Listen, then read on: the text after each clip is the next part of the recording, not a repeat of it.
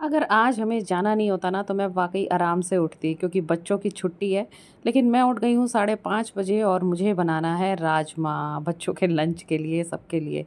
वैसे कानपुर के लिए हम लोग निकलेंगे आराम से ही, लेकिन जाने की जो एक्साइटमेंट है ना, उस चक्कर में मेरी आँख 5:30 बजे ही खुल गई थी। और फिर मैंने सोचा जब उठ ही गए हैं तो लाओ सारे काम फटाफट से निपटा ही लेते हैं। तो मॉर्निंग रूटीन वैसा ही चल रहा है, फेस केयर भी चल रहा है, और रास्ते के लिए ये मैंने सैंडविचेस भी बना लिए हैं। जैसा कि आपने लास्ट व्लॉग में देखा था कि मैंने ज़्यादा आलू उबाले हैं, तो वो इसीलिए उबाले थे कि मैं थोड़े सैंडविच भी लेके जाऊंगी। किचन का काम मेरा पूरा हो चुका है, बच्चों के लिए भी सब बना दिया है, अपने लिए भी तैयारी कर ली है, और मैं हो गई हूँ अब यहाँ तैयार, क्योंकि सबसे पहले मुझे निपटानी है पीटीएम। तो मैं जा रही हूँ स्कूल, और मैंने वही ड्रेस पहन लिया है जो कि मैं आज सफ़र में पहनने वाली हूँ। और ये ले लिया है मैंने बैग, और ये देखिए मैं पहुँच गई। यहाँ ज़्यादा मुझे टाइम नहीं लगा, फटाफट से दोनों की मीटिंग अटेंड करी और फिर मैं आ गई। भानु को भी कुछ काम थे, तो फिर यहाँ पीटीएम के लिए केवल मैं ही आई हूँ, वो घर पर ही हैं। जब कहीं जाना होता है ना, तभी वो याद आता है कि गाड़ी में ये कमी है, वो कमी है, इतनी दूर जाएंगे इसके लिए। तो फिर मैं तो खैर अपना रूटीन ही फॉलो कर रही हूँ। फिर घर आ गई तो लाओ, मैंने कहा पेड़ पौधों में पानी डाल लो। लेकिन फिर यह ना गाड़ी लेके चले गए थे, टायर रिप्लेसमेंट का कुछ काम था, फिर वो सब हुआ। और ये देखिए नीचे है ना आम के वो 2 पौधे बहुत अच्छे से लग गए हैं। फिर फाइनली 11:15 बजे हमारी गाड़ी चल दी। बच्चों के बिना जाने में खैर अच्छा तो नहीं लगता है, लेकिन क्या करें, कभी कभी ऐसा भी करना पड़ता है। और अब बच्चे खैर काफ़ी बड़े हो गए हैं, वो आराम से रह सकते हैं, अपने लिए भी कुछ बना सकते हैं। और बाकी खैर नीचे हैं ही मेरे जेठ जेठानी वगैरह, तो ऐसी कोई ख़ास टेंशन नहीं है।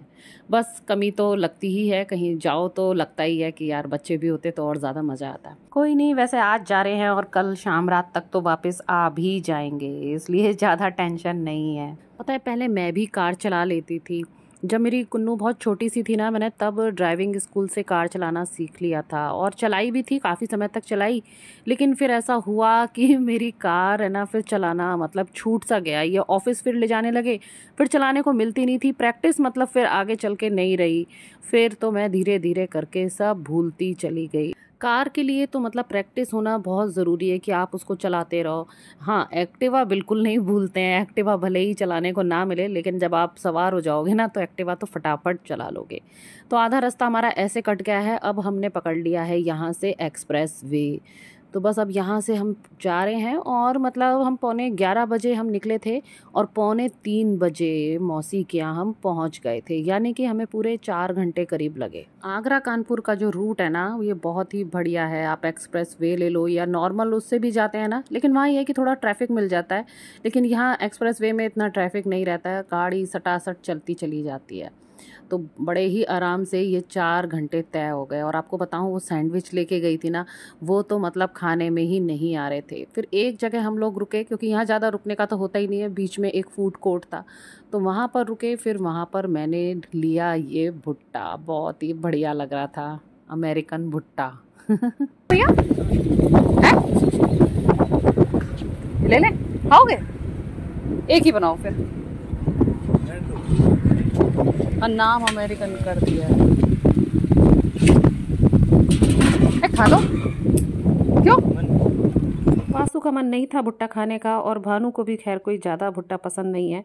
तो फिर मैंने एक ही भुट्टा ये तैयार करवाया, और फिर मैं इसको लेके जा रही हूँ। फिर बस इसके बाद थोड़ा सफ़र और बचा था, फिर हमने वो तय किया, और फिर हम पहुँच गए अपनी मौसी के यहाँ। मेरी मौसी। बस इसके बाद खाना वाना खा के फिर हमारा प्रोग्राम बना खेरेश्वर धाम जाने का। आपको पता है कानपुर का ये खेरेश्वर मंदिर एक बहुत ही मतलब रहस्यमय मंदिर है, और बहुत ही सुप्रसिद्ध है। यहाँ दूर दूर से लोग शिव जी के दर्शन और पूजा करने के लिए आते हैं। रहस्यमय मैंने इसलिए कहा क्योंकि यहाँ सुबह कपाट खुलने पर अजर अमर अश्वत्थामा मंदिर में अदृश्य रूप से पूजा करने के लिए आते हैं। पट खुलने पर शिवलिंग पर फूल चढ़ा हुआ और पूजन किया हुआ मिलता है। शिवराजपुर से गंगा की ओर 2.5 किलोमीटर दूर स्थित खेरेश्वर मंदिर करीब 700 वर्ष पुराना है। कहा जाता है कि प्राचीन काल में चरवाहों की गायों का दूध इस स्थान पर आने पर स्वयं ही निकलने लगता था, जिस पर ग्रामीणों द्वारा खुदाई करने पर शिवलिंग निकला। यह स्थान छतरपुर गांव के खेरे पर स्थित होने के कारण खेरेश्वर कहा गया। तो हम लोग मंदिर पहुंच चुके हैं। तो मंदिर के ठीक सामने एक ये दुकान है जहां मिलता है भगवान को चढ़ाने के लिए प्रसाद। फिर हमने यहाँ से प्रसाद लिया। मौसी बता रही थी कि सावन में इस मंदिर में इतनी ज़्यादा भीड़ थी, क्योंकि वो आई थी सावन के टाइम पे इस मंदिर में, कि पैर रखने की भी जगह नहीं हो रही थी, इतनी ज़्यादा भीड़ थी। लेकिन खैर आज तो खैर ऐसा कुछ नहीं था, बहुत मतलब आराम से हमें इतने अच्छे वाले दर्शन हुए। आप लोग भी दर्शन कीजिए। भानु तो खैर पहले भी इस मंदिर में आ चुके हैं और वो मेरे को भी दिखाना चाह रहे थे। मेरा ये फर्स्ट टाइम है कि मैं यहाँ खेरेश्वर धाम आई हूँ और यहाँ मेरे को दर्शन करने का सौभाग्य प्राप्त हुआ। बहुत ही अच्छा लगा यहाँ पर आके। तो यहाँ हमने गंगा जी का ये जल था, ये हमने यहाँ पर शिव जी को चढ़ाया।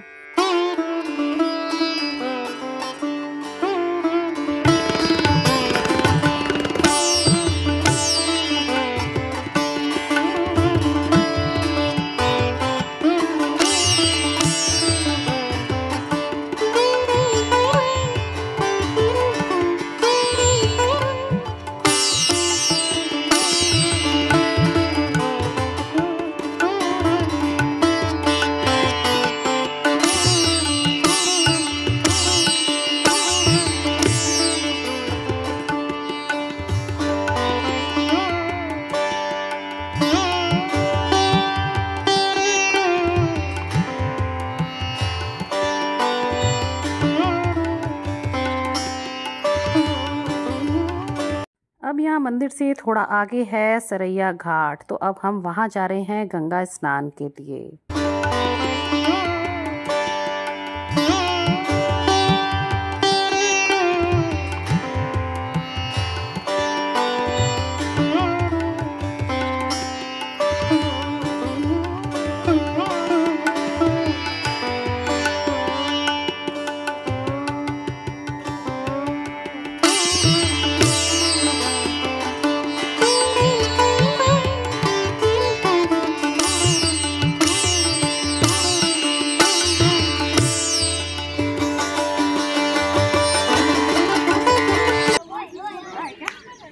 कुछ नहीं है, इतना नहीं, सीढ़ियाँ बनी है पूरी।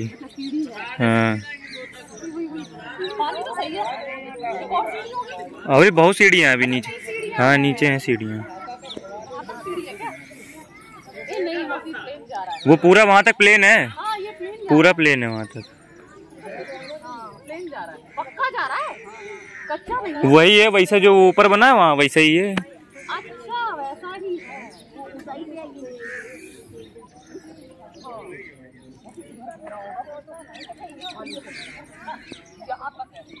उसके नीचे कह रहा है यहीं तक रहो, सुरक्षित रहो। अच्छा अभी तो लग रहा है जय गंगा मैया।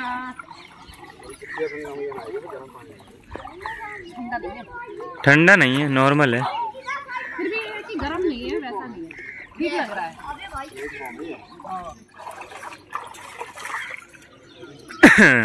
हाँ यहाँ तो आराम से बैठ लो यार। हाँ तो पूरे कर दिए। अरे आ जाओ बैठ जाओ, अच्छा लग रहा है।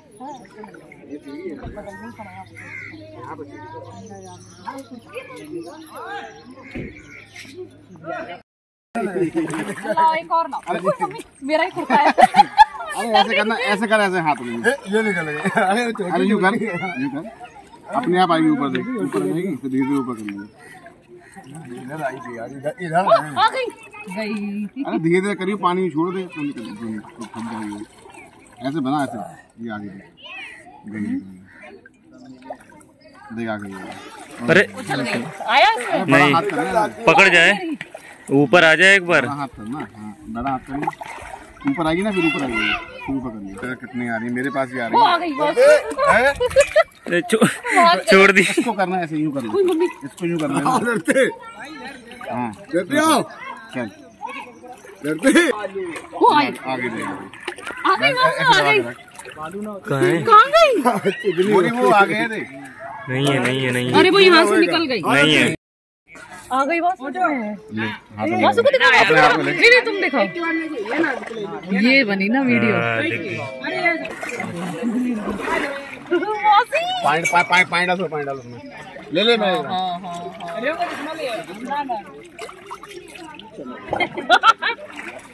बना बना दिख रही है भैया ना आते तिवारी जल्दी चलो, मैं कौन आ रहा हूँ। पानी जैसे रखी है।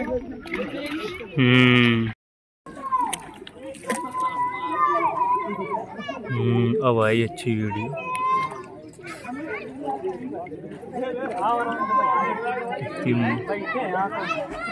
गंगा स्नान करके और इस तरह से मछलियों के साथ खेल के बहुत ही अच्छा लगा। उसके बाद यहाँ है ना साइड में चेंजिंग रूम वगैरह बने हुए थे, तो फिर वहाँ हमने अपने कपड़े चेंज भी कर लिए और फिर अब हम घाट पर ही हैं अभी। और घाट पर ये 2 पुराने है ना शिव जी के मंदिर भी दिख रहे थे, तो फिर यहाँ फिर मैंने जाके देखा, यहाँ पर भी अच्छा था मंदिर में भगवान जी के, यहाँ पर भी हमने दर्शन करे।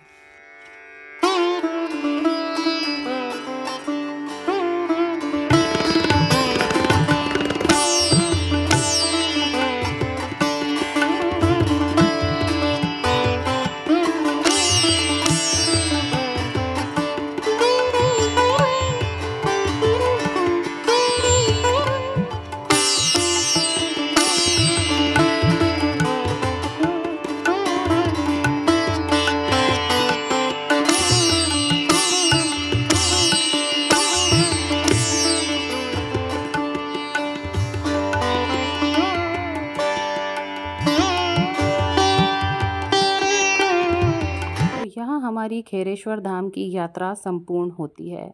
फिर हमने यहाँ से वापसी की राह पकड़ी और यहाँ से हम सीधे पहुँचे बोट क्लब। अगर आप बोट क्लब के बारे में नहीं जानते हैं तो इसके बारे में मैं आपको अपने नेक्स्ट व्लॉग में बताऊंगी, क्योंकि जब हम आज यहाँ पर जब पहुँचे ना तो ये बंद हो चुका था, तो मैं यहाँ आपको आज दिखा नहीं पाऊँगी कि यहाँ पर क्या क्या था क्या नहीं था, यहाँ क्या होता है। तो ये जाएगा नेक्स्ट व्लॉग में, क्योंकि नेक्स्ट डे फिर हम लोग यहाँ गए थे। खैर फिर यहाँ से है ना, यहाँ थोड़े ही पास में वो है गंगा बैराज। तो अब हम आ चुके हैं यहाँ गंगा बैराज पे। तो यहाँ साइड में चाट पकौड़े की खूब सारी दुकानें थी और गंगा बैराज पे जो लाइटिंग थी ना वो एकदम बहुत ही गजब की थी। और पानी की जो आवाज़ आ रही थी ना वो तो मतलब मन को मोह ले रही थी। और लाइटिंग लाल हरी नीली पीली सब कुछ देखते ही बनता था और हवा भी बहुत अच्छी चल रही थी। तो दिन में तो मैंने वो उबला भुट्टा खाया था, फिर यहाँ पर ये खाया मैंने भुना हुआ भुट्टा, और ये इतना मीठा था ना क्या ही बताऊँ। तो बस यहाँ पर थोड़ी हम लोगों ने फ़ोटोग्राफ़ी वगैरह करी, थोड़ी देर यहाँ बैराज पर ही रहे, फिर यहाँ से फिर हम लोग वापस हुए।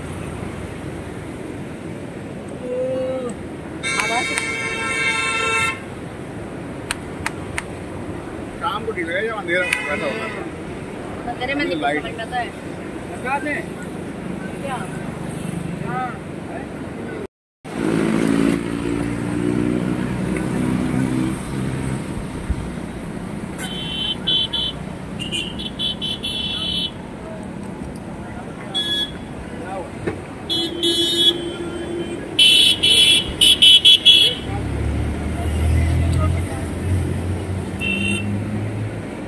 हालांकि ये खाना खाने का तो टाइम था, लेकिन हम लोगों ने चाट पकौड़ी वगैरह इतना खा लिया था कि खाना अभी रह गया था।